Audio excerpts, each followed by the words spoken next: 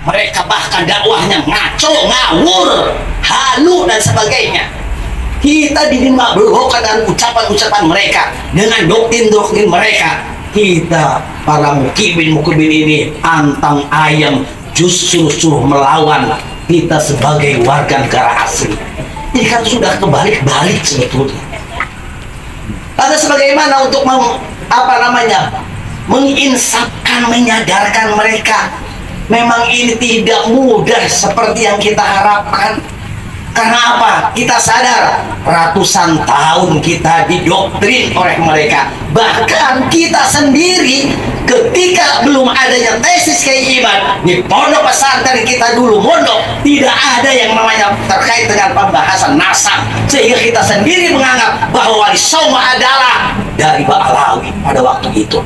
Tidak sadar, dan mereka melakukan dakwah seenak dengkul untuk mendoktrin kita, sehingga kita warga negara ini seakan-akan tidak ada harganya apa-apa dan kita manut. Tetapi alhamdulillah dengan hidayah Allah Subhanahu wa taala kita mendapatkan itu, dan tidak perlu kita disadarkan oleh orang-orang tua kita. Kita dengan sendirinya dengan hidayah Allah kita sudah sadar bahwa mereka itu adalah para imigran Yaman yang numpang ke sini, yang menjajah Indonesia, dan mereka mengkoti dari keturunan atau dzurriyyah Rasulullah Shallallahu Alaihi Wasallam. Ini harus dilawan oleh kita semuanya. Siap kita melawan mereka? Siap. Siap. Siap. Kudu kita lawan mereka. Kita sasarannya bukan muhibinnya. Muhibin itu orang kita, saudara kita.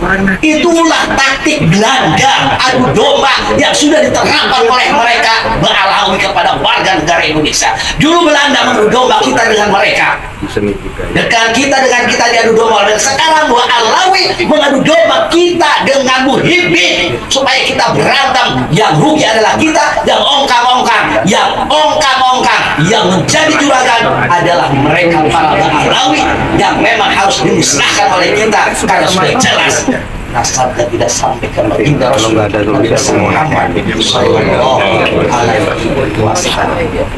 Itu barangkali kita harus maksimalkan PWI LS ini, harus maksimalkan.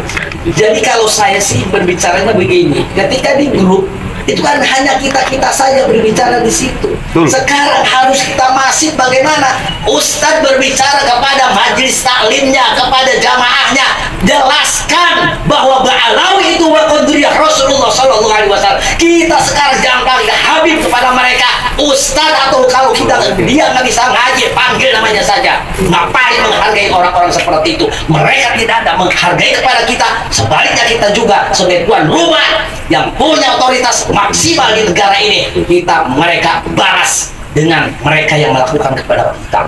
Mereka kepada Kiai Iman, gak ada yang memanggil Kiai Iman, si Iman.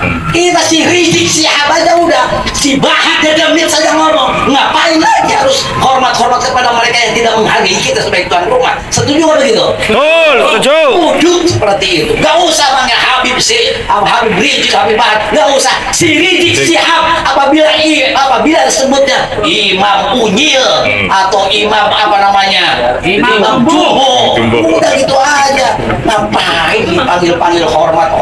Dia saja tidak mau menghormat kita sebagai tuan rumah. Kita balikin kepada mereka. Nggak usah dari sekarang panggil Habib, nggak usah. Bila perlu Habib itu kebalik nantinya. Dan mulia sekarang nanti bisa kecungkal dia menjadi orang yang terhina. Amin. Perlu PWI ini, LS ini mereka usir ke negaranya, ke Yaman, yang notabene Yaman adalah negara yang paling miskin di dunia. Biar mereka di sana tidak makan, tidak minum, mereka di sana bisa kelaparan. Jangan sampai seperti di sini enak-enak saja, nggak kerja, nggak apa, jadi juragan, minta uang ke sono, minta kambing ke sana, minta segala kepada warga negara kita yang kerja keras, mereka yang mendapatkan kenikmatannya. Ini luar biasa. Ini harus disudahi oleh PWI LSI, harus disudahi oleh kita semuanya. Siap menyudahi itu? Siap. Kita harus masih menyampaikan kepada jamaah kita, kepada saudara kita, kepada tetangga kita, bahwa Ba'alawi adalah bukan dzurriyyah Rasul. Mereka adalah penjajah negara kita, mereka adalah numpang negara kita. Bila perlu usir kita semuanya ke Yaman. Setuju? Setuju. Terima kasih.